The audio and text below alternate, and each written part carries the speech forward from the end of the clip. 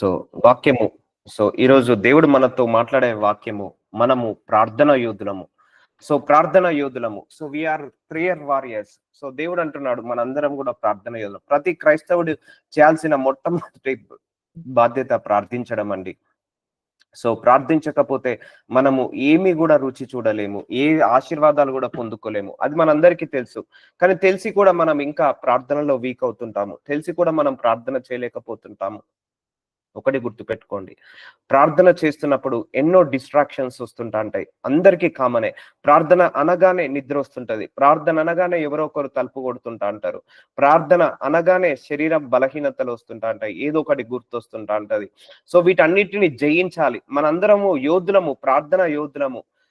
ఈ ప్రార్థన యోధులము అంటే ఏంటిదంటే, ఒక యుద్ధ భూమిలో మనందరము కూడా నిలబడితే ఎలా పోరాడతామో అలా మనం ప్రార్థనలో పోరాడాలండి. ప్రార్థనలో మనం ఎప్పుడు కూడా పోరాడాలి.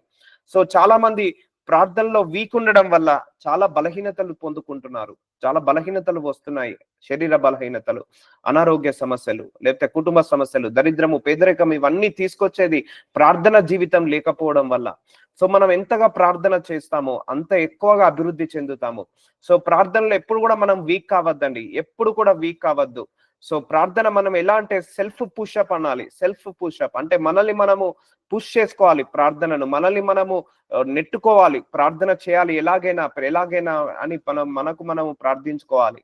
లేకపోతే అపవాది చాలా శోధనలు తీసుకొస్తాడండి.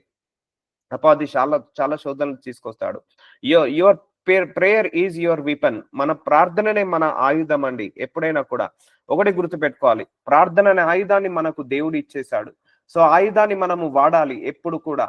మనకు ప్రార్థన ద్వారా ఎన్నో అద్భుతాలు చేయొచ్చు. ఇవన్నీ మనకు అందరికీ తెలుసు. ప్రార్థన చేస్తే అద్భుతాలు జరుగుతాయి, ఆశ్చర్యమైన కార్యాలు జరుగుతాయని తెలుసు. అయినా కూడా ప్రార్థించలేకపోతాము. అయినా కూడా వీక్ అవుతుంటా అంటాం ప్రార్థనలో. ఎందుకంటే అపవాది నీ ప్రార్థనను జయించే శక్తి అపవాదికి లేదు, కానీ అపవాదిని జయించే శక్తి నీ ప్రార్థనకు ఉంది. ఎందుకంటే అపవాది నీ చేత ప్రార్థించడం మానిపించేస్తాడండి. అపవాది మన చేత ప్రార్థించడం మానిపించేస్తాడు ఎప్పుడైనా కూడా. అపవాది యొక్క మెయిన్ తంత్రము ప్రార్థనను ఆపించడమే. ప్రార్థన ఆగిపోయిందంటే అపవాదికి ద్వారాలన్నీ ఓపెన్ అవుతుంటా ఉంటాయి. కాబట్టి ప్రతి క్రైస్తవుడి జీవితంలో ప్రార్థన జీవితం లేకుండా అపవాది ఎప్పుడు కూడా నెగ్లెక్ట్ చేపిస్తుంటా అంటాడు. అందుకే never neglect your prayer life. Prayer life ఎప్పుడు కూడా నెగ్లెక్ట్ చేయవద్దు. ఒక 3 పూటల భోజనం మనం ఎలాగైతే తీసుకుంటామో అలాగే మనం ప్రార్థన కూడా అలాగా చేస్తూ ఉండాలండి. ఒక పూట భోజనం చేయకపోతే ఎలా ఆకలితో అవుతుందో, మనం ప్రార్థన చేయకపోతే కూడా అలా ఆత్మకు ఆకలిగా కావాలి, దాహం లాగా ఉండాలి. అందుకే ప్రార్థించాలని ఆకలి కలగాలి, ప్రార్థించాలని దాహము కలగాలి. ఎందుకంటే నీ ఆకలిని తీసేస్తాడు. ప్రార్థించాలన్న డిజైర్ ని అపవాది ఎప్పుడు కూడా తీసేస్తాడు. ఎందుకంటే నువ్వు ప్రార్థన ఆపేసావా, ఇక అయిపోయినట్టే. అపవాదికి ద్వారాలు ఓపెన్ అవుతాయి. నువ్వు ప్రార్థన మొదలు పెట్టావా, అపవాదికి ద్వారాలు మూసుకొని వెళ్తాయి. ప్రార్థించడం ఆపేసావా, నీ ఆశీర్వాదాలు డిలే అవుతాయి. ప్రార్థించడం ఆపేసామా, మనకు అనారోగ్య సమస్యలు, ఆర్థిక సమస్యలు, మానసిక సమస్యలు, శారీరక సమస్యలు, బలహీనతలు, రోగాలు, జబ్బులు ఇవన్నీ కూడా వస్తుంటాయి. ప్రార్థన ఆపేసామా, మన శరీర బలహీనతలు పెరుగుతాయండి. మన శరీర ఇచ్చలు పెరుగుతాయి, శరీర కోరికలు పెరుగుతాయి ప్రార్థించడం ఆపేస్తే. మన శరీరం యొక్క కోరికలు, వరల్డ్ డిజైర్స్ అంటారు దీన్ని. అన్గాడ్లీ డిజైర్స్ పెరుగుతాయి. అంటే వాక్యానుసారమైన కాకుండా, దేవుడి చిత్తానుసారమైన కాకుండా మనకు వేరే ఇతరత్ర కోరికలు, ఇతరత్ర ఇష్టాలు పెరుగుతాయి. అంటే ఆత్మకు సామర్థ్యము తగ్గిపోతుంది, శరీరానికి సామర్థ్యం పెరుగుతుంది. శరీర కోరికలు పెరుగుతుంటా ఉంటాయి. అందుకే ప్రార్థన వల్ల చాలా జయించవచ్చు. ప్రార్థన లేకపోతే మనము దేన్ని కూడా జయించలేమండి. ప్రార్థన ద్వారా సమస్తాన్ని జయించవచ్చు. అందుకే నీ ప్రార్థనను జయించే శక్తి అపవాదికి లేదు. గుర్తుపెట్టుకోండి, మన ప్రార్థనను జయించే శక్తి అపవాదికి లేదు, కానీ అపవాదిని జయించే శక్తి మన ప్రార్థనకు ఉంది. కాబట్టి అపవాదిని జయించే శక్తి మన ప్రార్థనకు ఉంది. కాబట్టి అపవాది ఏం చేస్తున్నాడు, మనల్ని ప్రార్థన చేయకుండా నిద్ర వచ్చేలాగా చేస్తాడు. ప్రార్థన చేయకుండా ఏదో ఒక బిజీ చేస్తుంటా అంటాడు. లేకపోతే పిల్లల వర్క్ లైఫ్ అనో, మ్యారేజ్ లైఫ్ అనో, లేకపోతే ఇంట్లో పనులని, వంట పనులని, ఆఫీస్ పనని ఏదో ఒక రకంగా బిజీ తీసుకొస్తాడు. అదే మనం ప్రార్థన చేశామనుకోండి, మనం ప్రార్థనలో బిజీ అవుతామని అపవాదికి తెలుసు. అందుకే మనం ప్రార్థనలో బిజీ కాకుండా ఇతర పనులలో బిజీ కావాలని చేస్తుంటా అంటాడు. కాబట్టి మనం ఇప్పటి నుంచి ప్రార్థనలో బిజీగా ఉందాం, ఇతర పనుల్లో వద్దు. ఆఫీస్ పనిలో బిజీ, ఆ ఉద్యోగంలో బిజీ, ఇంటి పనిలో, వంట పనిలో, అన్ని పనులలో బిజీగా ఉంటున్నాం. కానీ ప్రార్థన చేయడంలో బిజీగా ఉండాలి. ఈ రోజు నుంచి మన లైఫ్ స్టైల్ మారిపోవాలి. ప్రేయర్ లైఫ్ గా మారిపోవాలి. ప్రేయర్ వారియర్ లాగా మారిపోవాలి. ఒక యుద్ధానికి వెళ్ళిన వీరుడు ఎలా పోరాడతాడండి? గెలిచేదాకా తుది శ్వాస వరకు పోరాడతాడు. అలాగే మనము కూడా గెలిచేదాకా, ఆశీర్వాదాలు పొందుకునేదాకా మనము కూడా ఏం చేయాలి? ప్రార్థన చేస్తూ ఉండాలి. ప్రార్థన చేసుకుండాలి. ప్రార్థనను ఎప్పుడు కూడా నెగ్లెక్ట్ చేయొద్దండి. ప్రార్థనను నెగ్లెక్ట్ చేశామా, ఇక మనకు దేవుణ్ణి నెగ్లెక్ట్ చేసినట్టే. ప్రార్థనను నెగ్లెక్ట్ చేశామా, అపవాదికి శక్తిని ఇస్తున్నట్టు, అపవాదికి నువ్వు సరెండర్ అవుతున్నట్టు. అదే ప్రార్థనను మొదలు పెట్టావా, అపవాది చేతుల నుంచి నువ్వు బయటపడుతున్నట్టు. అందుకే నీ ప్రార్థన జయించే శక్తి అపవాదికి లేదు, కానీ అపవాదిని జయించే శక్తి నీ ప్రార్థనకు ఉంది. నమ్మి ప్రార్థించండి. సో మనము ప్రార్థన చేయడము మానేస్తే అపవాది మనకు వ్యతిరేకంగా పనిచేయడం మొదలు పెడతాడు. అర్థమవుతుందండి? మనం ప్రార్థన చేయడం ఆపేస్తే అపవాది అట మనకు వ్యతిరేకంగా పనిచేయడం మొదలు పెడతాడు. సో ప్రార్థన చేయడం ఎప్పుడు కూడా ఆపివేయద్దు. ఆపివేయడం వల్ల అపవాదికి ఏమవుతుంది? కీస్ దొరికిపోతుంటాయి. అపవాదికి ఎప్పుడైనా కూడా ద్వారాలు ఓపెన్ అవుతుంటా ఉంటాయి. సో ఆ ద్వారాలు ఓపెన్ కాకుండా ఉండాలంటే మనము ప్రార్థన చేయడం మొదలు పెట్టాలి. సో మనం ప్రార్థన చేయడం మానేస్తే అపవాది మనకు వ్యతిరేకంగా పనిచేయడం మొదలు పెడతాడు. మనం ప్రార్థన చేయడం మొదలు పెడితే అపవాది మనకు వ్యతిరేకంగా చేయడం ఆపివేస్తాడు. అర్థమవుతుందండి? అందుకే ఆపక ప్రార్థించాలి. మనం ప్రార్థన చేయడం మానేస్తే అపవాది మనకు వ్యతిరేకంగా పని చేయడం మొదలు పెడతాడు. మనకు ఆపోజిట్ డైరెక్షన్ లో పని చేస్తుంటా అంటాడు ప్రార్థన చేయడం ఆపివేస్తే. సో అలా ప్రార్థన ఆపివేపిస్తాడు. నాకు తెలుసు కదా, ప్రార్థనను ఆపించడమే అపవాది యొక్క ముఖ్య ఉద్దేశం. మనం ప్రార్థన చేయడం ఆపేశాము అంటే దేవుడితో కనెక్షన్ కట్ అవుతున్నట్టు. ప్రార్థన ఆపేశామంటే అవిశ్వాసంలోకి వెళ్తున్నట్టు. ప్రార్థన ఆపేశామంటే మనకు నమ్మకం పోతున్నట్టు దేవుడి మీద. ప్రార్థన ఆపేశాము అంటే మనకు అనేక బలహీనతలు వస్తున్నాయని అర్థము. అది గుర్తు పెట్టుకోవాలి. అపవాది మనకు వ్యతిరేకంగా పనిచేయడం మొదలు పెడతాడు. ఎలా పనిచేస్తాడు? నీకు సమస్యలు తీసుకొస్తాడు, దరిద్రాన్ని తీసుకొస్తాడు, పేదరికాన్ని తీసుకొస్తాడు, రోగాలను తీసుకొస్తాడు, ఇంటిలో మనశ్శాంతి లేకుండా గొడవలను, కొట్లాటలను తీసుకొస్తాడు ప్రార్థన చేయడం ఆపివేస్తే. ఇలా మనందరినీ కూడా అపవాది సాయశక్తుల పనిచేస్తాడు. అదే మనము ప్రార్థన చేయడం మొదలు పెడితే అపవాది మనకు వ్యతిరేకంగా పనిచేయడం ఆపివేస్తాడు. సో మన పట్ల అపవాది ఎన్ని తంత్రాలు కలిగి ఉన్నాడో అవన్నిటిని క్లోజ్ చేసేది మన ప్రార్థన మాత్రమే. సో ఇది ఒక ఆయుధం లాగా వాడదాము. మనం ప్రార్థన అనేది ఒక ఆయుధం లాగా, ఒక యోధుల్లాగా, యుద్ధానికి వెళ్ళే యోధులాగా మనము ఈ ప్రార్థన అనే ఆయుధాన్ని వాడదాము. దీన్ని చులకనగా చేయొద్దండి. ప్రార్థన అనే ఆయుధాన్ని ఎప్పుడు కూడా తక్కువ అంచనా వేయద్దు, చులకనగా చేయొద్దు, చులకనగా చూడొద్దు. ఎందుకంటే నీ ప్రార్థన వల్ల అద్భుతాలు జరుగుతాయి. ప్రార్థన చేయడం వల్ల మృతులు కూడా లేచి నిలబడతారు. ప్రార్థన చేయడం వల్ల రోగులు స్వస్థత పడతారు. ప్రార్థన చేయడం వల్ల దరిద్రము పోతుంది, పేదరికం పోతుంది, బాధలు, చింతలు, విచారణలు అన్ని కూడా పోతుంటాయి. కాబట్టి ప్రార్థనను ఎప్పుడు కూడా నెగ్లెక్ట్ చేయొద్దండి. ప్రేయర్ లైఫ్ ఎప్పుడు కూడా నెగ్లెక్ట్ చేయొద్దండి. సో దాంట్లోనే అన్ని మర్మాలు ఉన్నాయి. సకల ఆశీర్వాదాలు పొందుకునేది మనం ప్రార్థన వల్లనే. సో అపవాదికి ద్వారాలు మూసుకపోతాయి మనం ప్రార్థన చేయడం మొదలు పెడితే. మనం ప్రార్థన చేయడం ఆపేస్తే అపవాదికి ద్వారాలు ఓపెన్ అవుతాయి. సో అలా ఆ ద్వారాలను ఓపెన్ చేయకుండా మనం ఉండాలంటే ప్రార్థన చేయాలి. ఒకటండి, అపవాది మనిషి కాదు, అపవాది ఒక ఆత్మ. వాడు కనపడాడు కంటికి. ఇప్పుడు ఒక మనిషి మనల్ని ఎదురుగా అటాక్ చేయడానికి వచ్చాడు. ఒక కట్టెతోటో లేకపోతే కత్తితోటో ఆపొచ్చు, ఏదైనా ఆయుధంతో ఆపచ్చు. కానీ అపవాది ఏ ఆయుధంతో ఆపలేమండి. ఒక కత్తితోటి ఆపలేము, ఒక కట్టెతోటి ఆపలేము, ఒక కొడవలితోటి ఆపలేము, ఒక గొడ్డలితో ఆపలేము. ఏ ఆయుధంతో కూడా మనం ఒక గన్నుతో గాని, ఒక మిషన్ గన్ తో గాని, AK-47 గన్ను గాని, ఏ గన్నుతో కూడా మనం అపవాదిని ఆపలేము. కానీ ప్రార్థన ద్వారా ఆపచ్చండి. ఎందుకంటే అపవాది శక్తి అంటే ఆత్మలో ఉన్న శక్తి అంటే నెగిటివ్ ఎనర్జీ. అపవాది నెగిటివ్ ఎనర్జీ అండి. ఆ నెగిటివ్ ఎనర్జీని ఆపడానికి మన ప్రార్థననే ముఖ్యము. సో ప్రార్థన చేసుకోవాలి. ప్రతి దానికి ప్రార్థన చేసుకోవాలి. ఎల్లవేళలా ప్రార్థన చేసుకోవాలి. అందుకే మనకు చాలా మటుకు కూడా ఎందుకు ఈ శరీర బలహీనతలు ఉంటున్నాయి? ప్రార్థన చేసుకోకపోవడం వల్ల. శరీర ఇచ్చలు, శరీర కోరికలు పెరుగుతుంటా ఉంటాయి. శరీరంలో పడిపోతుంటా అంటారు చాలా మంది కూడా. ఆత్మలో నిలబడాలి, ఆత్మీయంగా నిలబడాలి అంటే ప్రార్థన వల్లనే సాధ్యమవుతుందండి. సో మనం ప్రార్థన చేయడం మొదలు పెడదాము. ఆపక ప్రార్థిస్తాము. సో అలిసిపోయినా ప్రార్థిస్తాము, నిలబడి ప్రార్థిస్తాము, కూర్చున్నప్పుడు ప్రార్థిస్తాము. ఒక పొజిషన్ అని కాదు, మోకరించి ప్రార్థిస్తాము.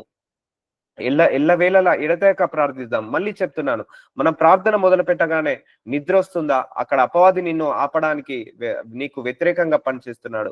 ప్రార్థన మొదలుపెట్టగానే ఫోన్ రింగ్స్ వస్తున్నాయా? అపవాది అది ఆటంకపరుస్తున్నాడు. ప్రార్థన మొదలుపెట్టగానే తలుపులు కొడుతున్నారా కుటుంబ సభ్యులు ప్రార్థించకుండా?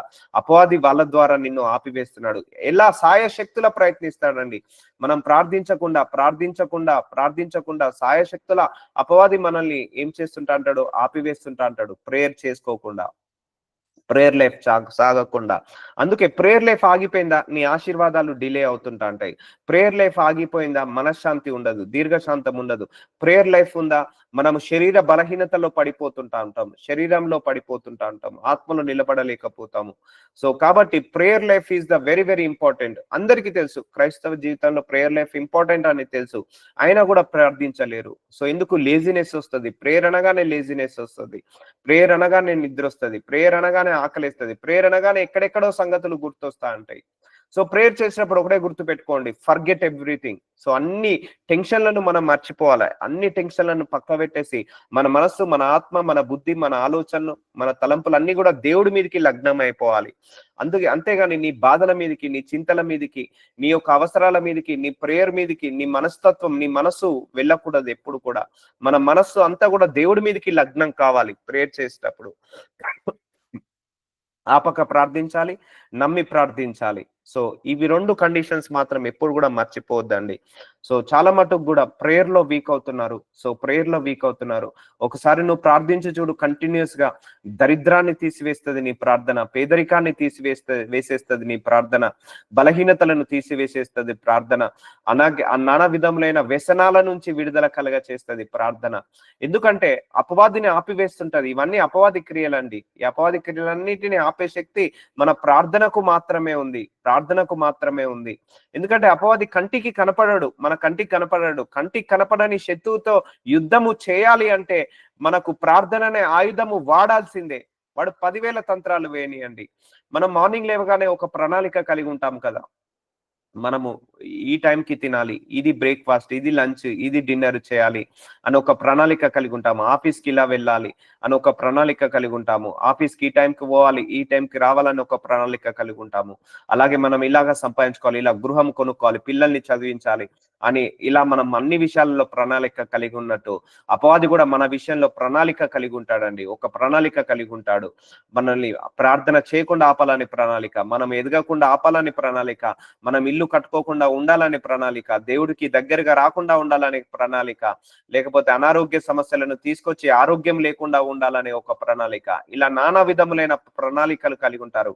దొంగ ఎందుకు వస్తాడండి? దొంగతనం చేయడానికి వస్తాడు. అలాగే అపవాది కూడా ఏ ప్రణాళిక కలిగి ఉంటాడు? మనల్ని నాశనం చేయడానికి, మనల్ని కింద పడివేయడానికే అన్ని ప్రణాళికలు కలిగి ఉంటాడు. కాబట్టి ప్రార్థన చేసినప్పుడు వీటన్నిటిని జయించవచ్చు. నీ 20-30 సంవత్సరాల అప్పుల బాధను తీసివేయచ్చు ప్రార్థన చేయడం వల్ల.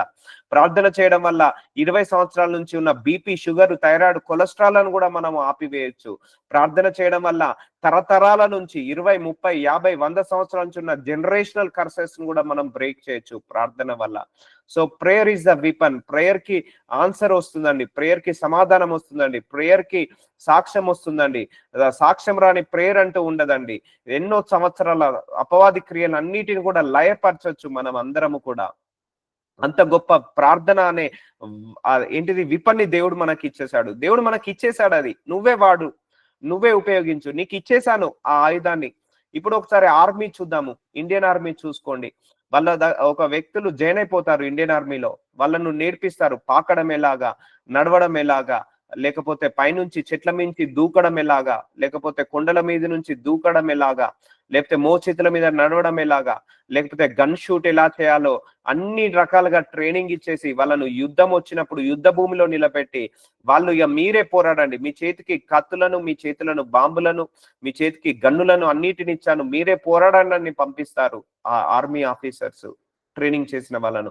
అలాగే దేవుడు కూడా మనకు వాక్యము, ప్రార్థన ఇవి నేర్పించి యుద్ధ భూమిలో నిలబెట్టాడండి. ఈ యుద్ధము మీదే, ఈ యుద్ధము మనదే. మనమే పోరాడాలి, జయించాలి. మనం ప్రార్థించకపోతే దేవుడు కూడా సహాయం చేయలేడండి. ప్రార్థించుకోండి. అన్ని సమస్యల గురించి ప్రార్థించుకోండి. ఒకటే చెప్తున్నాను. నువ్వు కష్టాలు పాలు కావడం దేవుడి చిత్తము కాదు. మనం బాధలో ఉండడం దేవుడి చిత్తము కాదు. కష్టాలు, బాధలు, చింతలు, విచారణ ఇవన్నీ దేవుడి చిత్తము కాదు. మనం సంతోషంగా ఉండి, ఆనందంగా ఉండి, ఆత్మలో వర్ధిల్లుతుండగా అన్ని రకాలుగా వర్ధిల్లడం దేవుడి చిత్తమండి. ఇలా మనందరం కూడా అన్ని రకాలుగా వర్ధిల్లాలని కోరుకోవాలి. అది కోరుకోలేకపోవడం వల్లనే మన విషయాలలో బలహీనపడుతున్నాము. కాబట్టి బలహీనపడకుండా ప్రార్థన చేయడంలో బిజీ అందరూ అనండి. I will be busy in prayers అనాలి. చాలా మంది ఏమంటారు, నేను ఆఫీస్ వర్క్ లో బిజీగా ఉన్నాను, ఇంటి పనిలో బిజీగా ఉన్నాను, పిల్లల్ని చూసుకోవడంలో బిజీగా ఉన్నాను, అలాగే ఆ పనిలో బిజీగా ఉన్నాను, ఈ పనిలో బిజీగా ఉన్నాను అని అందరూ అంటారు. ప్రార్థన చేసుకున్నారా అంటే, నేను చాలా మందిని అడిగాను, ప్రార్థన చేస్తున్నా అంటే, లేదండి ఈ రోజు ఈ పని మీద బిజీగా ఉన్నాను, 1 వీక్ నుంచి ఆ పని మీద బిజీగా ఉన్నానని. కానీ ఏ ఒక్కరు కూడా నాకు ఇంతవరకు నేను ప్రార్థనలో బిజీగా ఉన్నానని ఏ ఒక్కరు కూడా చెప్పలేదు. నాకైతే ఏ ఒక్కరు కూడా చెప్పలేదు. సో అందుకే మన అందరం కూడా ఇప్పటి నుంచి ప్రేయర్ చేయడంలో బిజీగా ఉందాం, ప్రేయర్ చేసుకోవడంలో బిజీగా ఉందాము, ప్రేయర్ లో ఉండడంలో బిజీగా ఉందాము మనందరము కూడా. So prayer is the busiest life, మన ప్రేయర్ లైఫ్ అని మనం ఈ రోజు నుంచి నిశ్చయించుకుందాం. ఒకటండి, మనం అంటున్నాం కదా, ఆఫీస్ లో బిజీగా ఉన్నాము, ఇంటి పని బిజీ, వంట పని బిజీ, లేకపోతే షాపింగ్ లో బిజీ, ఇవన్నీ అంటున్నాం కదా. మీరు ఒకసారి ప్రార్థన చేసి చూడండి. ఇవన్నీ కూడా మీకు ఇరుకులో విశాలత కలగజేస్తాయి. అంటే వీటన్ని విషయాలలో బిజీని దేవుడు తీసేస్తాడండి. చాలా మంది 10-12 గంటలు ఆఫీస్ పని చేయడానికి ఇష్టపడతారు, కానీ ఒక గంట ప్రార్థించడానికి ఇష్టపడరు. అదే నువ్వు 2 గంటలు ప్రార్థించావనుకో, ఆ 10 గంటల పని కాస్త 5 గంటల వరకే దేవుడు కుదించేస్తాడండి. దేవుడు కుదించి వేస్తాడు. అలాగే నువ్వు ఇంటి పని, వంట పనిలో బిజీగా ఉన్నావు, కానీ అదే కనుక నువ్వు దేవుడిని ప్రార్థనలో గడిపావనుకో, ఆ ఇంటి పని, వంట పనిని నువ్వు 2 గంటలు చేసేదాన్ని అర్ధ గంటలో చేయడానికి దేవుడు శక్తి సామర్థ్యాలను ఇస్తాడు. సో ఎందుకంటే అపవాది నిన్ను బిజీ చేసేస్తున్నాడు. అర్థం కావట్లేదు అందరికీ కూడా, లోకానికి అర్థం కావట్లేదు. సో నువ్వు ఒక 2-3 గంటలు ప్రార్థనలో గడుపు, ఆటోమేటిక్ గా నీకు ఆ బిజీ లైఫ్ కాస్త సేవ్ అయిపోతుంది. సో అందుకే 10 గంటలు పని చేసే దగ్గర 5 గంటలు పని చేయి, ఆ మిగిలిన 5 గంటలు నువ్వు ప్రార్థనలో గడుపు. అప్పుడు నీ ఇల్లుని చక్కబెట్టుకోవచ్చు, నీ కుటుంబాన్ని చక్కబెట్టుకోవచ్చు, నీ ఆత్మీయ జీవితాన్ని చక్కబెట్టుకోవచ్చు. అందుకే ఇప్పటి నుంచి ఆ వర్డ్ వాడకండి, నేను బిజీగా ఉన్నాను. ఏ వర్డ్ వాడాలి? నేను ప్రేయర్ లో బిజీగా ఉన్నానన్న వర్డ్ వాడండి. ప్రేయర్ లో బిజీగా ఉన్నాను, ప్రేయర్ లో మాత్రమే బిజీగా ఉన్నానని వర్డ్ వాడండి. అంతేకాని ఇంటి పని బిజీ, ఆఫీస్ లో పని బిజీ, బిజినెస్ లో బిజీ, వంట పనిలో బిజీ, పిల్లల్ని చూసుకోవడంలో బిజీ అనే వర్డ్ మాత్రం వాడకండి. ఎందుకంటే మీరు ప్రేయర్ చేసుకోలేకపోతున్నారు కాబట్టే ఇవన్నీ విషయాలలో అపవాది బిజీ చేస్తున్నాడు మనందరినీ కూడా. అందుకే ఆపక ప్రార్థించండి, నమ్మి ప్రార్థించండి. సో ఎఫెసీలకు రాసిన 6వ అధ్యాయము 10వ వచనంలో, తుదకు ప్రభు యొక్క మహాశక్తిని బట్టి ఆయన యందు బలవంతులై ఉండుడి.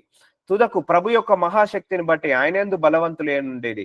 మీరు అపవాది తంత్రములను ఎదిరించుటకు శక్తిమంతులగున్నట్లు దేవుడిచ్చు సర్వాంగ కవచమును ధరించుకొనుడి. సో అపవాది తంత్రములు ఉంటాయండి. అపవాది కూడా చాలా తంత్రాలు వేస్తాడు. నువ్వు ఫైనాన్షియల్ గా డెవలప్ కావద్దని, బిజినెస్ లో డెవలప్ కావద్దని, అలాగే ఆ ఉద్యోగంలో డెవలప్ కావద్దని, కుటుంబంలో డెవలప్ కావద్దని, ఆత్మలో డెవలప్ కావద్దని, నువ్వు అష్ట కష్టాలు పడాలని, బాధలు చింతలలో ఉండాలని, ఇలా అపవాది ఎన్నో రకాలుగా మనకు ఆతంకాలు తీసుకొస్తుంటా అంటాడు.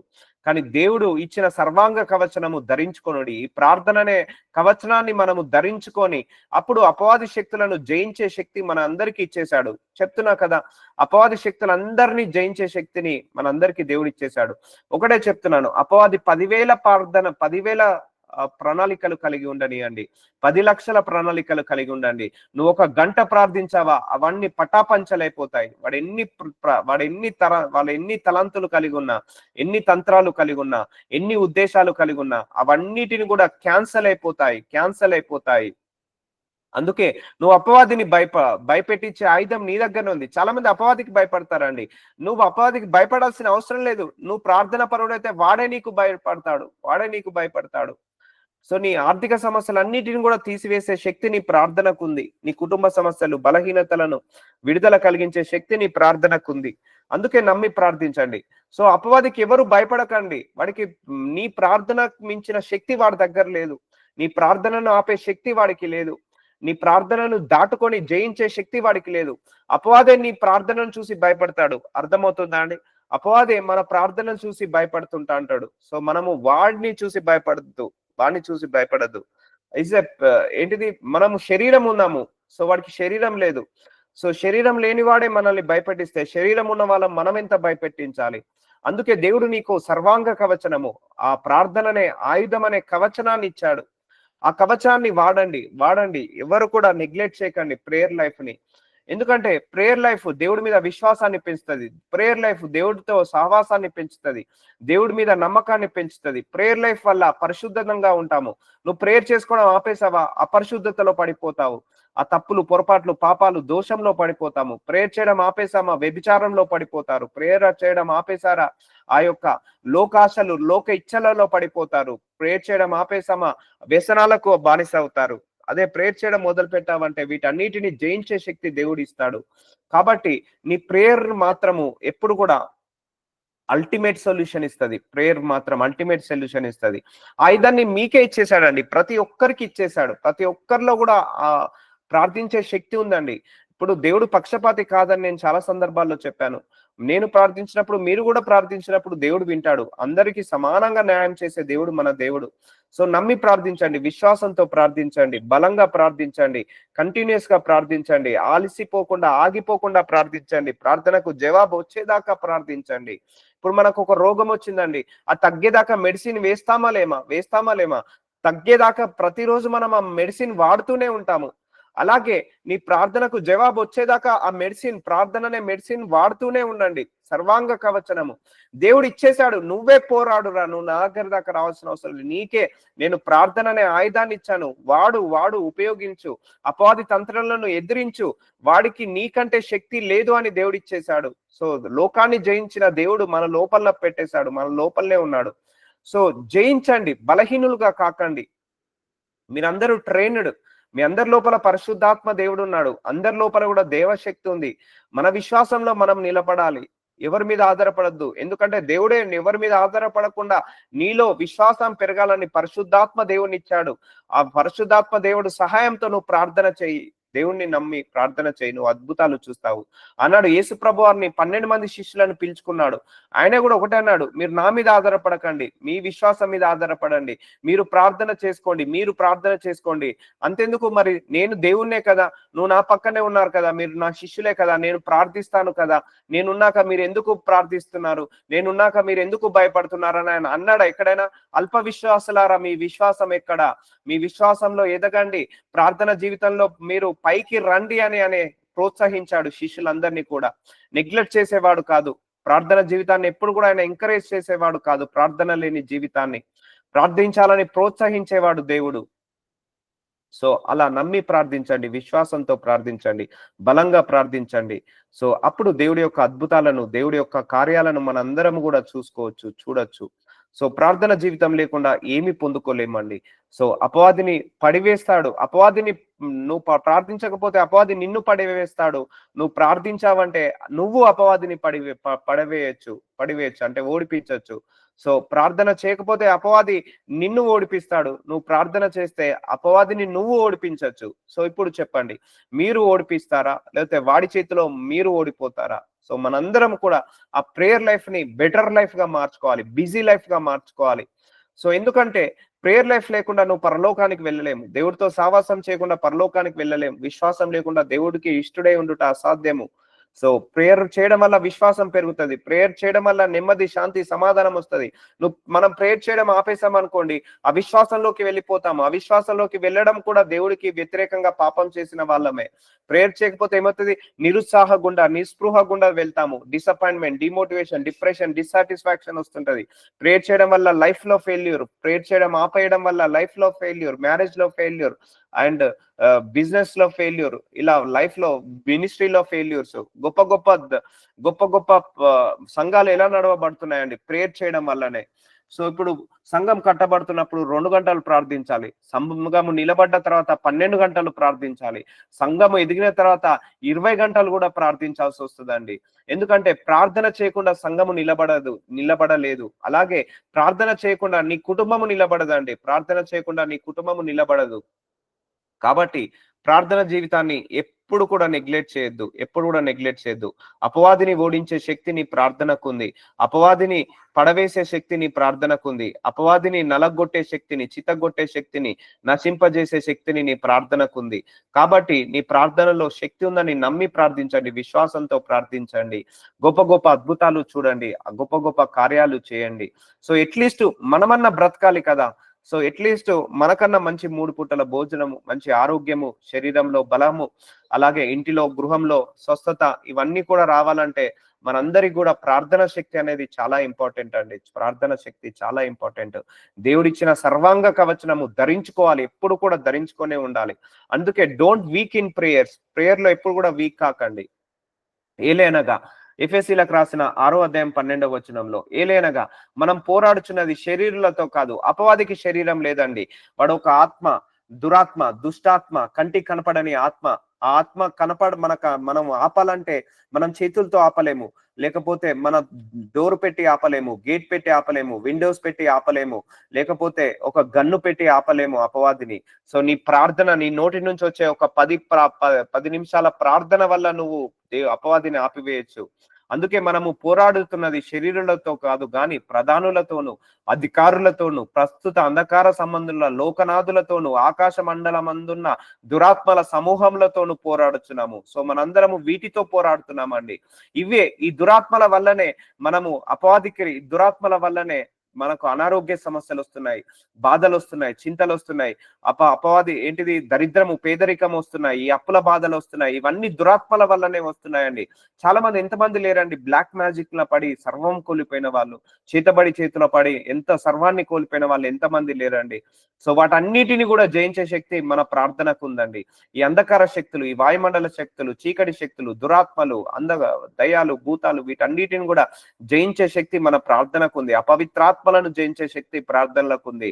నీ అప్పుల బాధలను జయించే శక్తి నీ ప్రార్థనకు ఉంది. నీ యొక్క బలహీనతలను, శరీర బలహీనతలు, కోపము, ద్వేషము, పగ, ప్రతీకారము, గర్వము, అహంకారము, స్వార్థము, అసూయ, ఇవన్నీ శరీర బలహీనతలు. వీటన్నిటిని జయించే శక్తి మన ప్రార్థనకు ఉంది. ప్రార్థన ఆపేసామా వీటన్నిటిలో పడిపోతామండి. సో ప్రార్థన ఆపేసామా శరీర ఇచ్చలు, శరీర కోరికలలో పడిపోతుంటాము. ఇప్పుడు అర్థమవుతుందండి. ప్రార్థనకు చాలా ఇంపార్టెన్స్ ఇవ్వండి. ఈ రోజు నుంచి ప్రార్థనకు ఫస్ట్ ప్రియారిటీ ఇవ్వండి.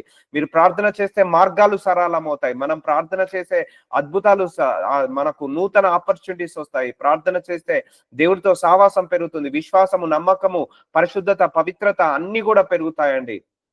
ప్రార్థన ప్రార్థన ప్రార్థన ఎప్పుడు కూడా ప్రార్థించడానికి త్రస్టిగా ఉండండి, ఆకలితో ఉండండి, దాహముతో ఉండండి. మధ్యరాత్రి మేల్కొచ్చినా కూడా ఒక అర్ధగంట అన్న ప్రార్థించుకోండి. మధ్యాహ్నం సమయం దొరికిన ఒక అర్ధగంట అన్న ప్రార్థించుకోండి. ఇంకెన్ని సంవత్సరాలు, 20-30 సంవత్సరాలు ఇవే అప్పులు, ఇవే బాధలు, ఇవే శోధనలు, ఇవే రోగాలు, ఇవే జబ్బులు, వీటన్నిటిని జయించే శక్తి ప్రార్థనకున్న తెలిసినాక కూడా మళ్ళీ ప్రార్థించకపోతే అపవాది ఆ లేజినెస్ ని తీసుకొస్తున్నాడు అందరిలో కూడా. ఇప్పుడు మన కంటికి కనపడని శత్రువుతో యుద్ధము ప్రార్థనతో ఆపాలి. ప్రార్థన ద్వారా మనము పొందుకోవాలి. ప్రార్థన ద్వారా వాడిని నశింపజేలాగా చేయాలి. సో అందుకే ప్రార్థన నీ కంటికి కనపడదు, కానీ నువ్వు ప్రార్థిస్తున్నప్పుడు నీ వెనకాల అనేక అద్భుతాలు జరుగుతాయి. ఆత్మలోకంలో అనేక కార్యాలు జరుగుతుంటాయండి. అపవాది 10,000 తంత్రాలు కలిగి ఉన్నా కూడా నీ ప్రార్థన వల్ల అన్ని బ్రేక్ అవుతుంటాయి. సో ప్రార్థన చేయకపోతే దేవుడు కూడా మనకు ఆ సహాయం చేయలేడు. ఒక కండిషన్ పెట్టాడు, అడుగుడి నీకు ఇయ్యబడుడు అనే కండిషన్ పెట్టాడు. నువ్వు ప్రార్థన చేసుకుంటేనే అద్భుతాలు జరుగుతాయని దేవుడు ఒక కండిషన్ పెట్టాడు. ఆ కండిషన్ ని మనము సాటిస్ఫై చేయాలి, ఫుల్ఫిల్ చేయాలి. అందుకే మనం పోరాడుతున్నది శరీర సంబంధులతో కాదు. అందుకే శరీర సంబంధులు ఎవరు కూడా నీ శత్రువుగలాగా భావించొద్దండి. నేను చాలా సందర్భాలు చెప్పాను, మన శత్రువు ఎవరు తెలుసా అండి? మన అప్పులే మన శత్రువులు, మన యొక్క అనారోగ్య సమస్యలే మన శత్రువులు, మన లోపల ఉన్న కోపము, ద్వేషము, పగ, ప్రతీకారం, అసూయనే మన శత్రువు. మన లోపల ఉన్న ఆ పేదరికము, దరిద్రమే, కుటుంబంలో ఉన్న పేదరికము, దరిద్రమే మన శత్రువులు. మన లోపల ఉన్న mental disturbances, family disturbances, business disturbances, health disturbances మన శత్రువులు. వీటిని శత్రులాగా తీసుకోండి. కానీ కంటికి కనిపించే ఆ ఎల్లయ్యనో, లేకపోతే ఆ పుల్లయ్యనో, ఆ ఇంటి ముందటోనో, ఇంటి వెనకాల ఉన్న అక్కనో, చెల్లెనో కాదు శత్రువును. సో ఈ దురాత్మ సమూహంల ద్వారా, వీళ్ళ ద్వారా మన అందరికీ కూడా శత్రుత్వము తయారవుతుంది. అంటే ఈ దురాత్మలే మన అందరినీ కూడా సంపాదించుకోకుండా, ఆరోగ్యంగా ఉండకుండా, అప్పుల పాలయ్యేలాగా చేస్తుంటా ఉంటాయి. చాలా మంది మనం విన్నాము.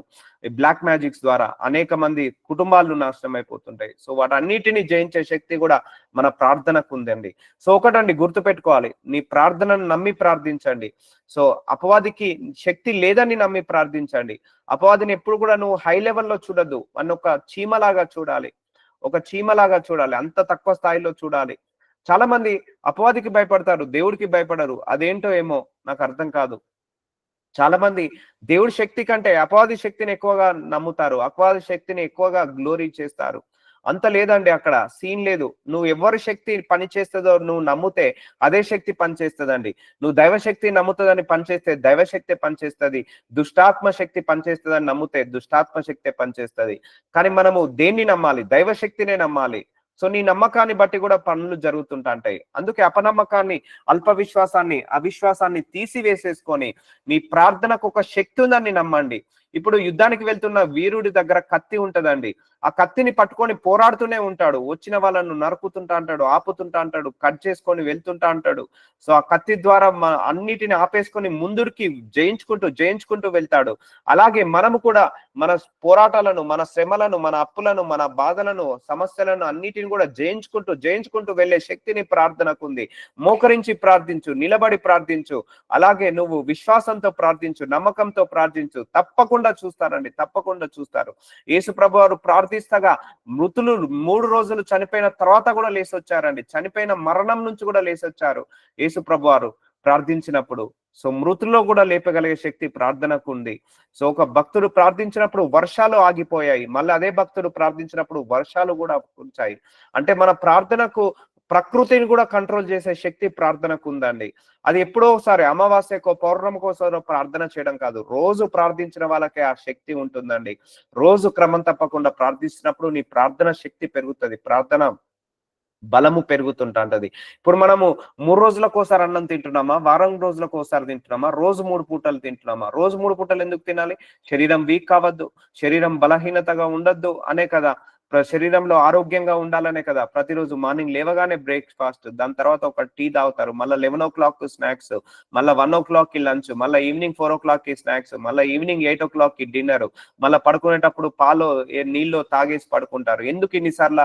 శరీరము వీక్ కాకుండా ఉండాలని, శరీరం బలంగా ఉండాలనే కదా మనం ఇన్నిసార్ల తిని మన శరీరాన్ని మేపుతున్నాం. అలాగే ఆత్మను కూడా మేపాలి. సో మనకు సమయం దొరికినప్పుడల్లా కూడా ప్రార్థించినప్పుడు మన ఆత్మకు కూడా బలము పెరుగుతుంటది. సో నీ ప్రార్థనకు శక్తి ఉందని నమ్మండి. నీ ప్రార్థన వల్ల సమస్తము నువ్వు పొందుకుంటావు. ప్రార్థన వల్ల 20-30 సంవత్సరాలు కోల్పోయిన ధనాన్ని, ఐశ్వర్యాన్ని, పేరుని, ప్రఖ్యాతలను, ప్రార్థన వల్ల మనం కోల్పోయిన కాలాన్ని, సమయాన్ని, కోల్పోయిన ధనాన్ని, ఐశ్వర్యాన్ని, మనశ్శాంతిని అన్నిటిని పొందుకోవచ్చు ప్రార్థన వల్ల. సో ప్రార్థన వల్ల నీ పరిస్థితులు చక్కబడతాయి. ప్రార్థన వల్ల మన పరిస్థితులు అన్ని కూడా మారిపోతాయి. స్థితి మారిపోతది, గతి మారిపోతది, పరిస్థితులు మారిపోతాయి ప్రార్థన చేయడం వల్ల. సో ప్రార్థన అనే శక్తిని పొందుకోండి. ఈ రోజు నుంచి ప్రార్థన అనే బలాన్ని పొందుకోండి. సో అందుకే మనం పోరాడుతున్నది కంటికి కనపడని శత్రువుతో యుద్ధము. ఆ కంటికి కనపడని శత్రువుతో యుద్ధము చేయాలి అంటే ప్రార్థన అనే ఆయుధం ద్వారానే అది సాధ్యమవుతుంటది. సో అందుచేత మీరు ఆపద్దినమందున వారిని ఎదిరించుటకు సమస్తము నెరవేర్చిన వారై నిలువబడుటకు శక్తిమంతులగునట్లు దేవుడిచ్చు సర్వాంగ కవచనమును ధరించుకొనుడి. సో మనము ఆపద్దినమందున, సో మన కష్టాలు వస్తాయి, బాధలు వస్తాయి, అప్పుల బాధలు వస్తాయి. కానీ వీటన్నిటికీ భయపడాల్సిన అవసరం లేదండి.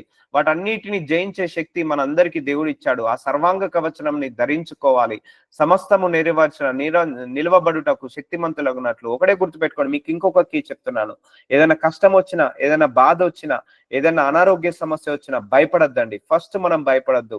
భయము దయ్యము కంటే డేంజరు. భయము దయ్యము కంటే డేంజరు. ప్రార్థనకు జవాబు రాకపోయినా భయము. సో భయపడద్దండి ఎప్పుడు కూడా. నిలబడి ధైర్యంగా వాటిని ప్రార్థించి ఎదుర్కోవాలి. చాలా మందికి ప్రార్థనకు జవాబు ఎందుకు రాదంటే, నేను అర్హున్నా, నేను ప్రార్థన చేస్తే జవాబు వస్తుందా, సో నేను ప్రార్థన చేయగలుగుతానా లేదా, నా ప్రార్థన దేవుడు వింటాడా వినడా, నా ప్రార్థన దేవుడికి వినబడుతుందా లేదా, నా ప్రార్థనకు సమాధానం వస్తుందా రాదా అని ఇలా 2 మైండ్ సెట్ తో ప్రార్థన చేద్దండి. ఎప్పుడు ప్రార్థన చేసినా నేను ప్రార్థించిన దేవుడు వింటాడు అన్నాడు. మోషే ప్రార్థించిన విన్నాడు, ఏలియా ప్రార్థించిన విన్నాడు, యెహోషువ ప్రార్థించిన విన్నాడు, నేను ప్రార్థించినా కూడా దేవుడు వింటాడు. దానియేలు డేవిడ్ ప్రార్థించిన విన్నాడు, నేను ప్రార్థించినా కూడా వింటాడని నమ్మి ప్రార్థించాలి ఎప్పుడైనా కూడా.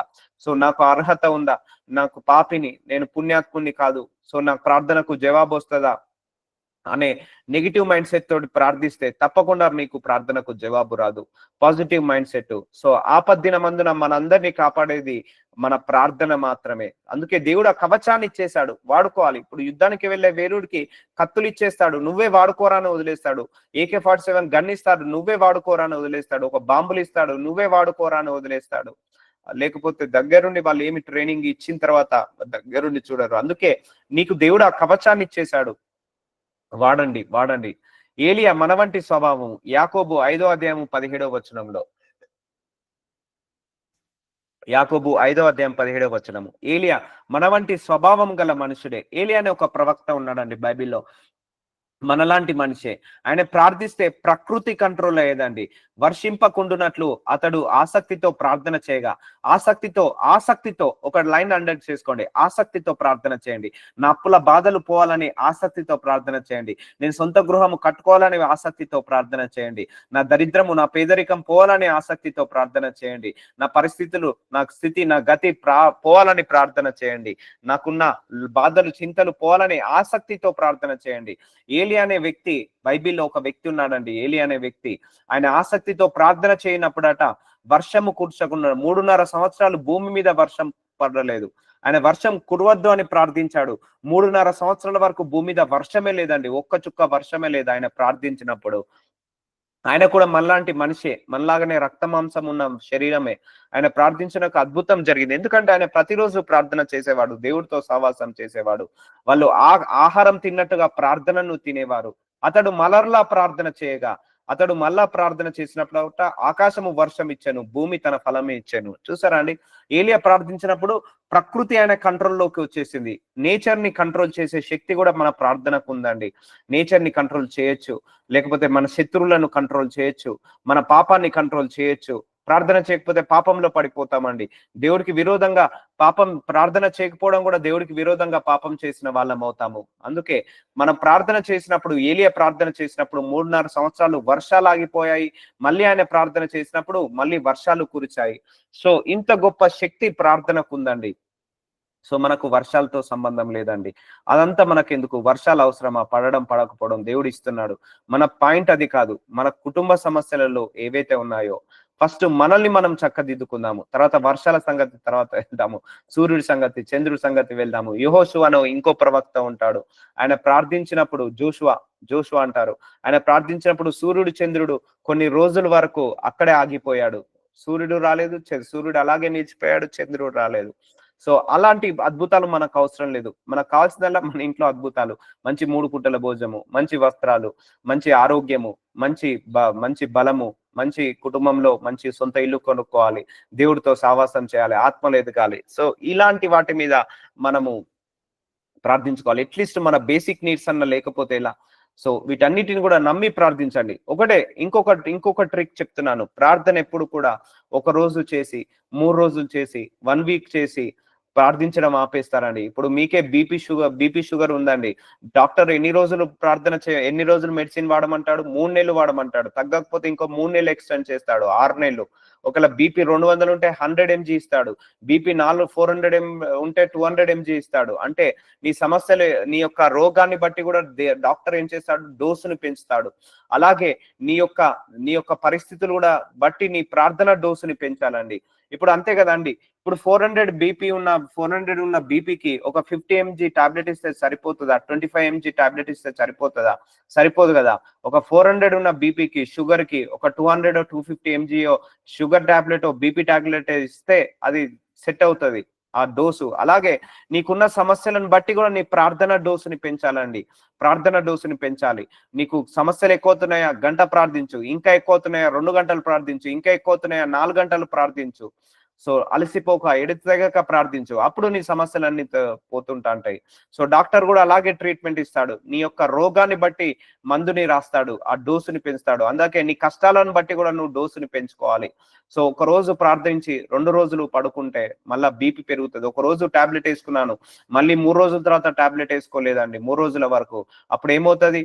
ఆ రోగం ఇంకా తిరగబడతదా లేదా, పెరుగుతదా లేదా? అందుకే ఒకరోజు ప్రార్థించి, ఒకరోజు ఆపివేసి, ఒకరోజు ప్రార్థించి, ఒకరోజు ఆపివేసి అలా ఉండదు. అందుకే ప్రేయర్ మీటింగ్ కూడా ప్రతిరోజు ఎందుకు కండక్ట్ చేస్తున్నాము? ప్రతిరోజు నిలకడగా విశ్వాసంలో ఉండాలనే కదా, ప్రతిరోజు దేవుళ్ళో ఉండాలనే కదా ఈ ప్రేయర్ మీటింగ్స్ కూడా ప్రతిరోజు కూడా ఉండేది. ఎందుకంటే నిలబడడానికే కదా. ఒక 1 వీక్ ప్రార్థించడం, ప్రేయర్ మీటింగ్ ఆపేసాం అనుకోండి, అందరూ కూడా కొలాప్స్ అయిపోతారు, అందరూ కూడా విశ్వాసంలో తగ్గిపోతుంటారు.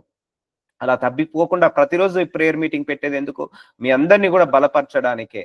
సో అందుకే ప్రార్థన చేసుకోవడం మొదలు పెట్టండి. ప్రతిరోజు చేయండి. ప్రార్థన జవాబు వచ్చేదాకా చేయండి. రాకపోయినా కూడా చేయండి. ప్రార్థనను డోసుని పెంచండి. గంటలు గంటలు కూర్చొని ప్రార్థించండి. ఆసక్తితో ప్రార్థించండి. విశ్వాసంతో ప్రార్థించండి. నమ్మకంతో ప్రార్థించండి. బలంగా ప్రార్థించండి. అలాగే ఏ డిస్టర్బెన్సెస్ రావద్దని ప్రార్థించుకోండి. నీకు డిస్టర్బెన్సెస్ వస్తున్నాయా? ప్రార్థించగానే ఎవరో ఒకరు తలుపు కొడతారు. ప్రార్థనలో కూర్చోగానే మొబైల్ వస్తుంది. మొబైల్ స్విచ్ ఆఫ్ చేసేయండి. ఫ్లైట్ మోడ్ లో పెట్టేసేయండి. ఒక 2-3 గంటలు ఎవరు అంత కుంపలు మునిగే పని మనకు ఏది లేదు. మనం ఏమి విఐపీలం కాదు. ఒక 5 నిమిషాలు ఫోన్ లిఫ్ట్ చేయకపోతే అవన్నీ కాదు. సో అందుకే వాటన్నిటి ప్రేయర్ కి డిస్ట్రాక్షన్ అయ్యే వాటిని మనం దూరంగా ఉండాలి. నీకు ప్రేయర్ చేయడానికి ఏది నిన్ను ఆటంకపరుస్తుంది? నీ మొబైల్ ఆటంకపరుస్తుందా? తీసి పక్కన పెట్టేసాయి. అలాగే నీ పిల్లలు ఆటంకపరుస్తున్నారా? నీ నీ యొక్క భర్తకో నీ భార్యకో అప్పచెప్పేసాయి. సో అలా చేసి నువ్వు ప్రార్థనను జయించినప్పుడు నువ్వు అన్ని విషయాలలో జయించగలుగుతాము. అందుకే చాలా మంది 10 గంటల ఆఫీస్ పనైనా చేయగలుగుతారు, కానీ గంట సేపు ప్రార్థన చేసుకోలేరండి. సో 5-6 గంటలు ఇంటి పని వంట పనైనా చేసుకోగలుగుతారు, కానీ అర్ధగంట అయినా చేసుకోలేరు. ఒక్కసారి 1-2 గంటలు నువ్వు ప్రార్థన చెయ్యి, నీ ఇంటి పని తగ్గిపోతుంది, వంట పని తగ్గిపోతుంది. లేకపోతే నీ ఆఫీస్ లో 10 గంటలు చేయాల్సిన పని 5 గంటల్లోనే కంప్లీట్ అవుతుంది. సో అపవాది నిన్ను బిజీ చేస్తున్నాడు ప్రార్థన చేయకుండా. నువ్వు ప్రార్థన చేసి అపవాదిని క్యాన్సల్ చేయించుకో. సో చూద్దాం ఇంకా. అయితే అతడు ఏ మాత్రమును సందేహింపక, యాకోబు 1:6 అతడు ఏ మాత్రము సందేహింపక విశ్వాసంతో ప్రార్థించాలి, విశ్వాసంతో అడగాలి. సో ఎప్పుడైనా కూడా ప్రార్థించేటప్పుడు అల్ప విశ్వాసం ఉండద్దండి. గుర్తుపెట్టుకోండి. ఈ రోగము తగ్గుతుందా తగ్గదా, ఈ జబ్బు తగ్గుతుందా తగ్గదా, నాకు పెళ్లి అవుతుందా కాదా, నేను గృహం కట్టుకుంటానా కట్టుకోనా, నాకు ఉద్యోగం వస్తుందా రాదా, నాకు నేను నేను నేను ఆరోగ్యంగా ఉంటానా ఉండనా, సందేహింపక విశ్వాసంతో అడగాలి. డౌట్ పెట్టుకోవద్దు. 1 మైండ్ తో ప్రార్థించాలి. ఎస్ తప్పకుండా నాకు వస్తుంది, ఎస్ తప్పకుండా నేను ప్రార్థిస్తాను, తప్పకుండా నేను జవాబు పొందుకుంటాను. 1 మైండ్ సెట్ తో ప్రార్థించాలి. ఆ డౌట్ అయితే ఏదైతే ఉందో ఆ డౌట్ వల్ల మనం ప్రార్థనను రాదండి. డౌట్ వల్ల కూడా ప్రార్థనకు జవాబులు రాదు. మీలో చాలా మందికి ఒక విశ్వాసం ఉంటది, బ్రదర్ మీరు ప్రే చేయండి చాలు, మాకు అది ఎలాగైనా పని అవుతుంది అన్న విశ్వాసంతో చాలా మంది మీరు అందరూ ప్రార్థన చేయించుకున్నారు, అది పొందుకున్నారు కూడా. ఆ విశ్వాసం చూసారా? మీరు సందేహపడట్లేదు, ఈ బ్రదర్ చేస్తే అవుతుందా కాదా అని సందేహపడట్లేదు. సందేహము లేకుండా విశ్వాసంతో వచ్చారు, ప్రార్థన చేసుకుంటున్నారు. మీ విశ్వాసం బట్టే మీకు అద్భుతాలు జరుగుతున్నాయి. సో అందులో నా గొప్పతనం ఏం లేదు. సో అందుకే విశ్వాసంతో ప్రార్థించండి, విశ్వాసంతో వాక్యం వినడానికి రండి. సందేహించద్దండి. డ్యూయల్ మైండ్ సెట్ ఉండదు. ద్విమనస్కులు ఎప్పుడు కూడా ఆశీర్వదించబడరు. ఎస్ తప్పకుండా నేను ఆశీర్వదించబడతాను, తప్పకుండా నాకు వివాహం జరుగుతుంది, తప్పకుండా నేను సొంత గృహాన్ని కొనుక్కుంటాను, తప్పకుండా నాకు ఉద్యోగం వస్తుంది, దేవుడు నా మాట కాక ఇంకెవరి మాట వింటాడు. సో ఈ మైండ్ సెట్ తో ఉండాలి. పోరాడాలి, జయించాలి, కొట్లాడాలండి, పోరాడాలి. ఇప్పుడు మన ఇంట్లో చిన్న పిల్లలు ఉంటారు, 3 సంవత్సరాలు 5 సంవత్సరాల పిల్లలు, 6 సంవత్సరాల పిల్లలు. వాళ్ళకి బొమ్మ కొనియలేదు అనుకోండి, వాళ్ళు కొనిచ్చేదాకా మనల్ని వెంబడి పడుతూనే ఉంటారు. కొనిచ్చేదాకా కొనివ్వాలని మన వెంబడి పడుతూనే ఉంటారు. వాళ్ళు కొనిచ్చేదాకా, ఒక బొమ్మ వాళ్ళకు నచ్చింది అన్న, ఏదన్నా వస్తువు వాళ్ళకు నచ్చిందన్నా కూడా కొనిచ్చేదాకా వాళ్ళు వెంబడి పడుతూనే ఉంటారు. అలాగే నువ్వు కూడా నీ దేవుడు వెంబడి పడుతూనే ఉండాలి, ఇచ్చేదాకా పడుతూనే ఉండాలి. సందేహం లేకుండా విశ్వాసంతో అడగాలి. ఒకవేళ విశ్వాసంతో అడుగుతున్నావా, విశ్వాసం లేక అడుగుతున్నావా, అది నువ్వు ఏంటిది గాలికి ఎగిరిపోయే దుమ్ములాగా ఉంటుంది నీ ప్రార్థన.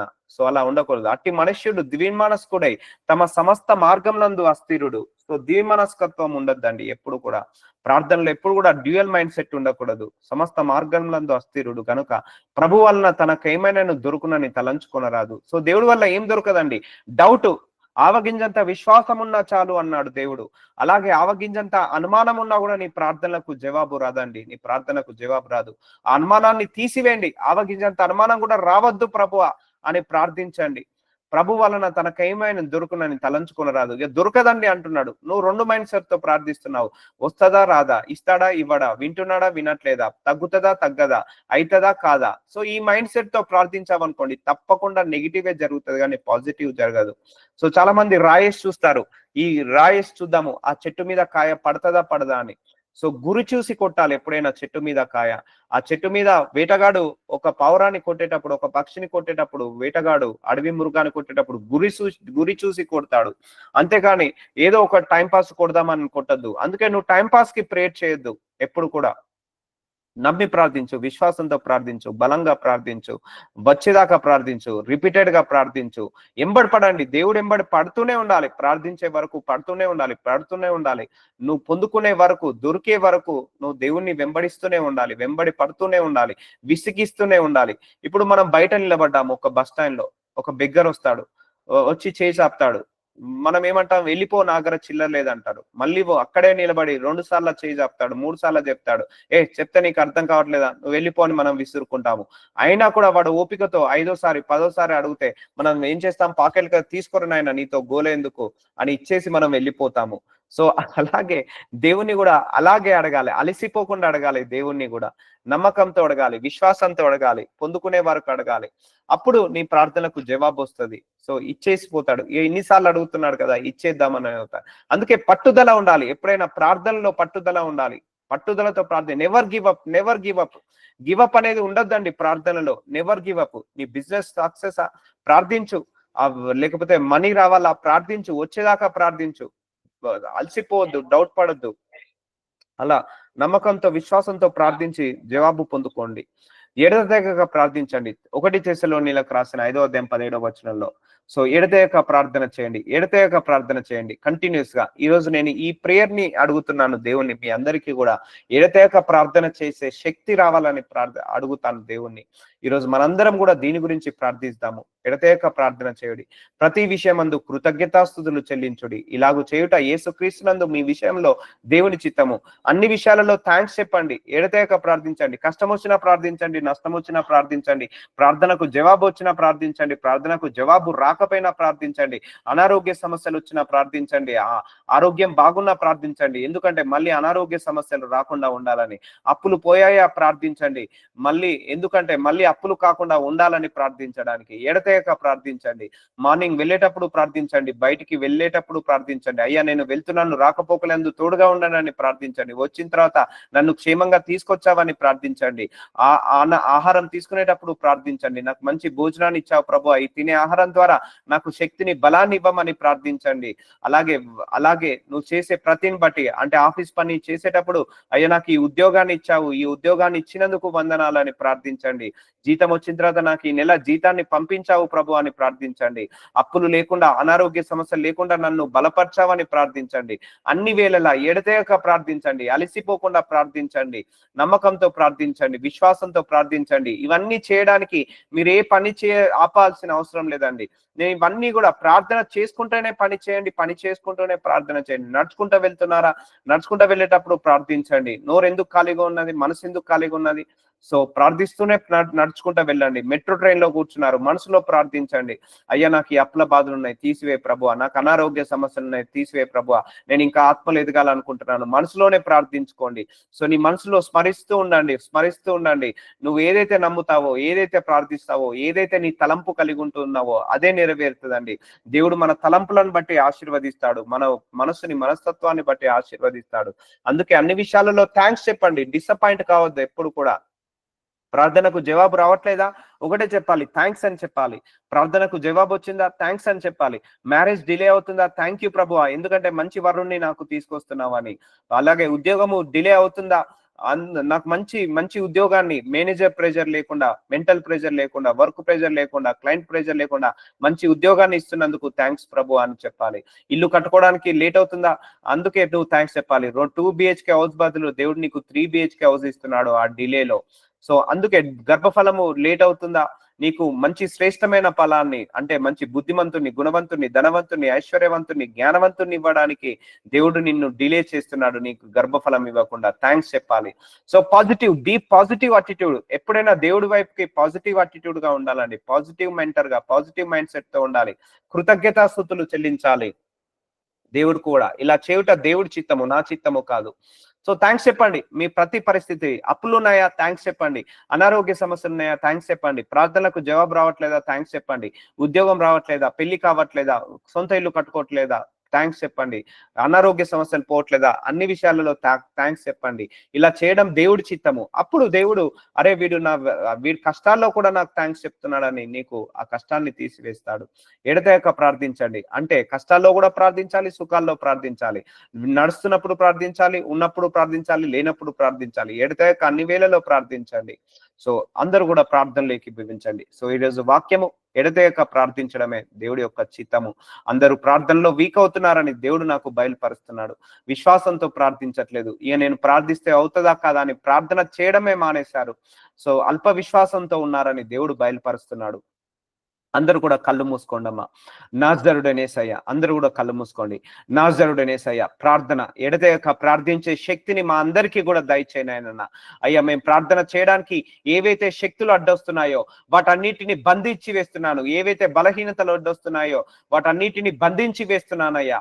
అయ్యా, ప్రార్థన చేయడానికి ఏవైతే లోపాలు ఉన్నాయో, ఏవైతే ఆటంకాలు, ఇరుకులు, ఇబ్బందులు ఉన్నాయో వాటన్నిటిని బంధించి వేస్తున్నాము. ఈ రోజు మేము ప్రార్థన వీరులుగా మార్చునైనా. మేమందరము ప్రార్థన యోధులము. అయ్యా ప్రభు, ఆ ప్రార్థన యుద్ధ వీరుల్లాగా మార్చమని ప్రార్థిస్తున్నాను. We are a warriors my lord. మేము ప్రార్థించే యోధులాగా మమ్మల్ని అందరినీ మార్చమని ప్రార్థిస్తున్నాము. షరాబాక తల రాబాక, నమ్రోస్కో తోలో రాబాక, రాబాక షబాక తల రాబాక. Holy ghost fire on your people. Holy ghost fire on your people. Holy ghost fire on your people. Holy ghost fire on your people. ప్రతి అపవిత్రాత్మ శక్తుల నుంచి బిడ్డలందరినీ కూడా విడుదల కలిగించమని ప్రార్థిస్తున్నాను. ఏ కారణం చేదితే బిడ్డలు ప్రార్థించుకోలేకపోతున్నారో ఆ కారణాలన్నీ యేసు నామంలో కాల్చిబూడదవును గాక, కాల్చిబూడదవును గాక. అయ్యా, ప్రార్థన చేయడానికి అల్ప విశ్వాసము అడ్డొస్తుందయ్యా, అవిశ్వాసము అడ్డొస్తుందయ్యా. విశ్వాసంతో ప్రార్థించే శక్తిని దయచేయమని ప్రార్థిస్తున్నాను. అయ్యా, అందరికీ కూడా ప్రార్థించే మనసుని దయచేయనైనా. ప్రార్థన ఎలా చేయాలో జ్ఞానాన్ని ఇవ్వండి తండ్రి.